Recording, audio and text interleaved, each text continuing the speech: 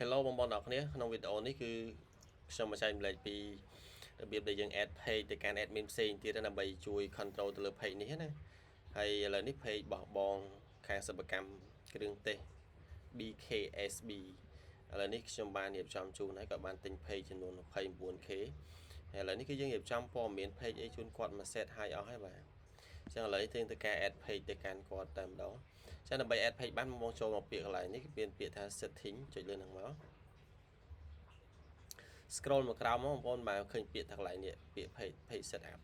អូខេបងប្អូនបាទចុចលើពាក្យ page setup ហ្នឹងមកអញ្ចឹងយើងងាកមកខាងនេះវិញបាទបងប្អូនឃើញពាក្យកន្លែងនេះគេដាក់ពាក្យថា name អញ្ចឹងកន្លែងនេះគឺយើងដូរឈ្មោះ page ហើយខាងក្រោមនេះគឺ page access មានន័យថាយើងត្រូវការ add page របស់យើងទៅកាន់ admin ផ្សេងទៀតដើម្បីជួយ control បាទអញ្ចឹងខ្ញុំត្រូវការ add page បាទអញ្ចឹងកន្លែងនេះបងប្អូនមើលពាក្យកន្លែងពាក្យថា people with Facebook access អញ្ចឹងបងប្អូន add កន្លែងពាក្យ add new នេះមកណាបាទហើយបន្តទៅចុច next កន្លែងនេះយើងអាចវាយឈ្មោះដាក់ឈ្មោះ admin ដែលយើងចង់ add ទៅបាទឥឡូវខ្ញុំធ្វើការ add គាត់ចូល